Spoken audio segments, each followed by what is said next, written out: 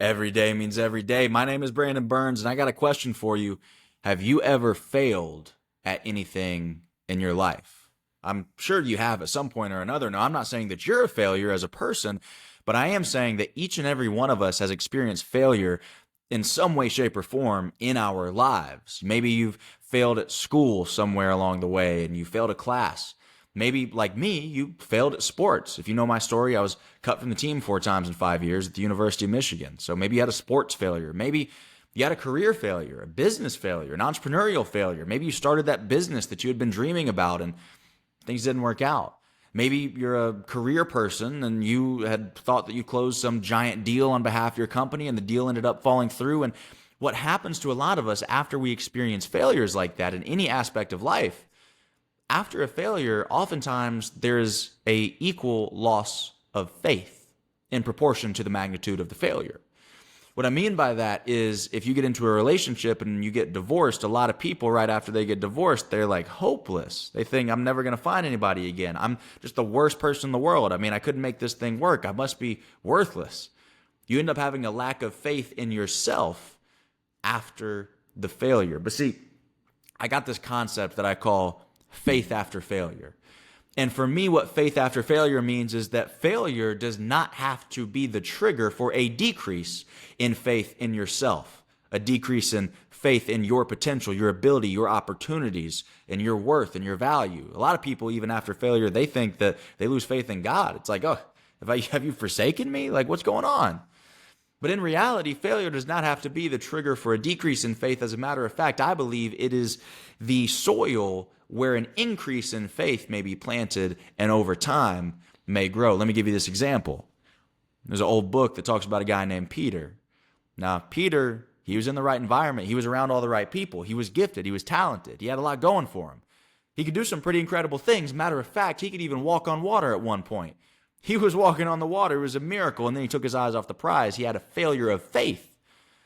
His faith lapsed. Nearly drowned for it. Everybody around him said, it's all right. Let's pull you back up into the boat. Everything's going to be good. Learn from the failure. Move forward. Improve. Develop.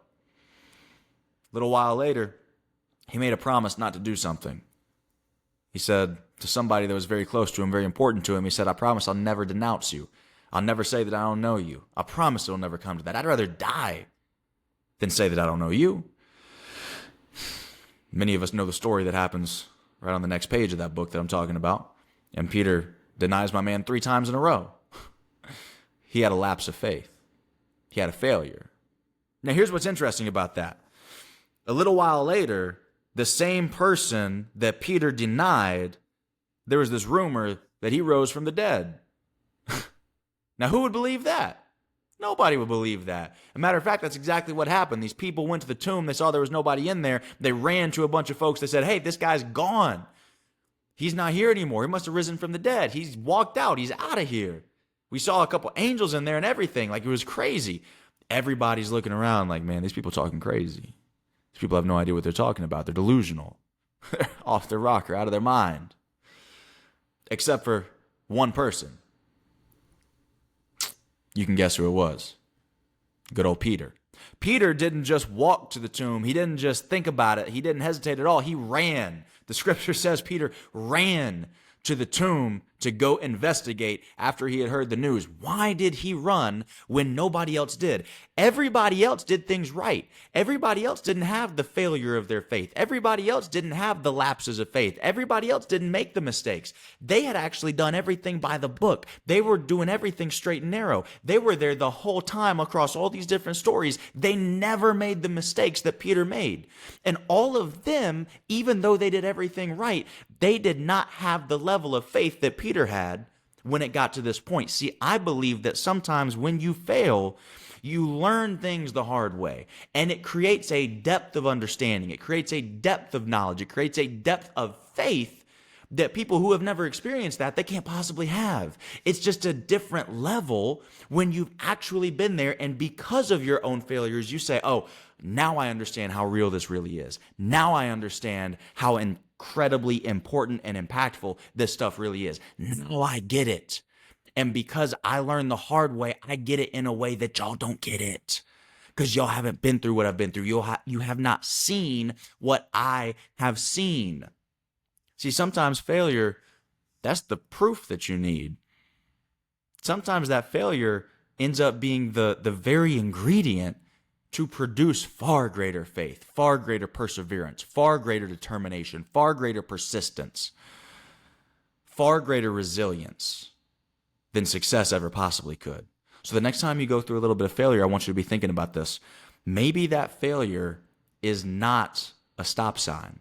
Maybe it's not, because a lot of you feel like you let yourself down. Like there's people listening to this right now. You feel like you've let yourself down because of your past failure. You feel like you've let your family down because of your past failure. You feel like you've maybe even let God down because of your past failure. When those failures are being used to create the foundation that you will be able to build upon because you have a different level of faith. You have a different strength of foundation. You have a different starting point than everybody else who's never been through those experiences.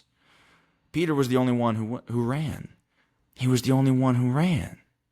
Why? Because he knew how real this thing was. Because he had doubted it before. I think most of us are a lot like Peter.